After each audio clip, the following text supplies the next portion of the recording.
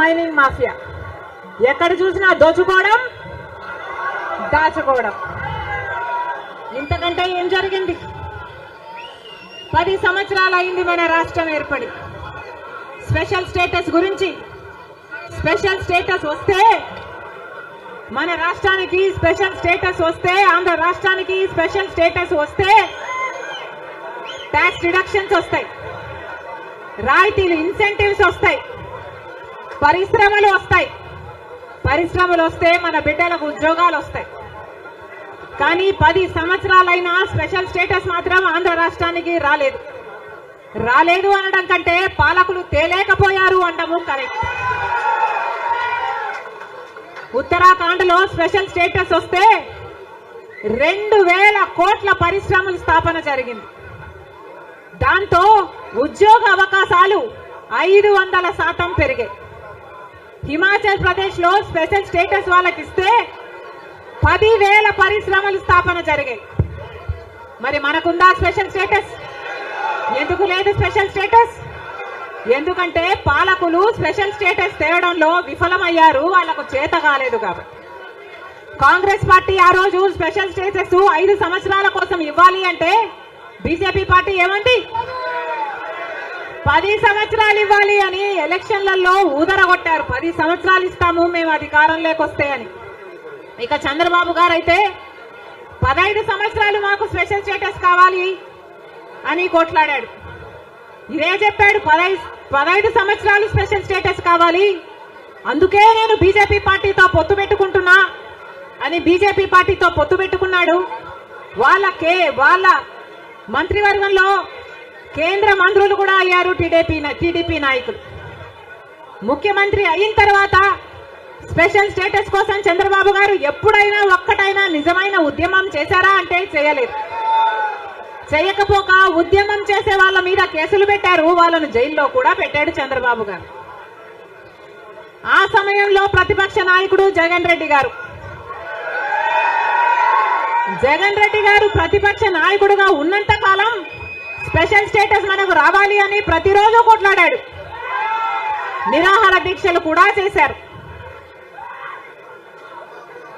ప్రతిపక్షంలో ఉండగా అవిశ్వాస తీర్మానం,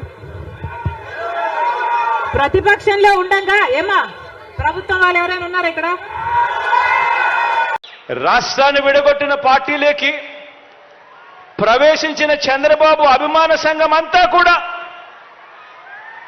చంద్రబాబును జాకీ పెట్టి ఎత్తేందుకు కష్టపడుతూ ఉన్న ఇంకొంతమంది స్టార్ క్యాంపెయినర్లు, వీళ్ళంతా కూడా చంద్రబాబు నాయుడు గారికి తోడుగా ఉన్నారు. బీజేపీలో తాత్కాలికంగా తలదాచుకున్నా అది కూడా చంద్రబాబు ప్రయోజనాల కోసం తలదాచుకున్నా పసుపు కమలాలన్నీ కూడా బాబుకు ఇంకొంతమంది స్టార్ క్యాంపెయినర్లుగా కూడా వాళ్ళంతా కూడా ఉన్నారు. ఇంకా బాబుకు వీళ్ళే కాదు, ఇంకా స్టార్ క్యాంపెయినర్లు కూడా బాబుకున్నారు. అమరావతిలో బాబు భూములకు బెనామీలు ఉన్నట్టే మనుషుల్లోనూ ఇంకా ఇతర పార్టీల్లోనూ కూడా రకరకాల రూపాలలో చంద్రబాబు నాయుడు గారికి బినామీలు ఇప్పటికీ స్టార్ క్యాంపెయినర్లుగానే కొనసాగుతా ఉన్నారు. వీళ్ళందరూ కూడా మనకు కనిపిస్తూ ఉంటారు. టీవీ లాంచ్ చేస్తే విశ్లేషకులు వీళ్ళే అని చెప్పి విశ్లేషకుల పేరు మీద కూడా వీళ్ళు కనిపిస్తారు. వేదికల పేరు మీద కనిపిస్తారు. మేధావులని చెప్పి వీళ్ళంతటి వీళ్ళే చెప్పుకుంటూ మేధావుల పేరు మీద కూడా వీళ్ళే కనిపిస్తారు. రకరకాల స్టార్ క్యాంపెయినర్లు బాబు కోసం వీళ్ళందరూ కూడా పనిచేస్తారు. కారణం దోచుకోవడం, దోచుకున్నది పంచుకోవడంలో వీరందరూ కూడా భాగస్వాములే. కానీ ఆశ్చర్యం ఏమిటో తెలుసా?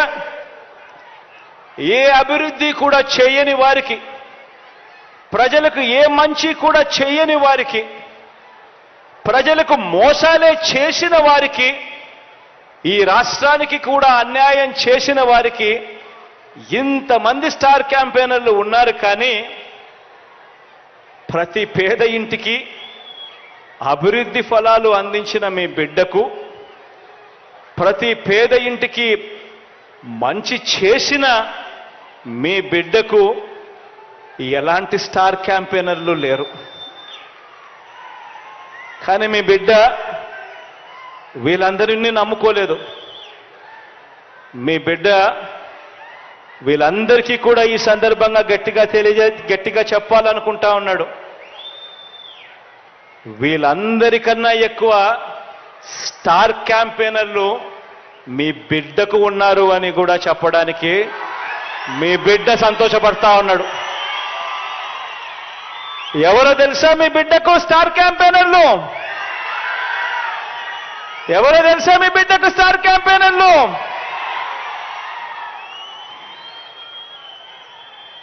ఈ జెండాలు జతకట్టిన వారంతా కూడా అనుకుంటున్నారు మీ బిడ్డకు స్టార్ క్యాంపెయినర్లు లేరని. వారికి నాకు తేడా ఏమిటో తెలుసా? కుట్రలు కుతంత్రాలతో జెండాలు జతకట్టడమే వారి ఎజెండా, జనం గుండెల్లో గుడి కట్టడమే మీ జగన్ ఎజెండా.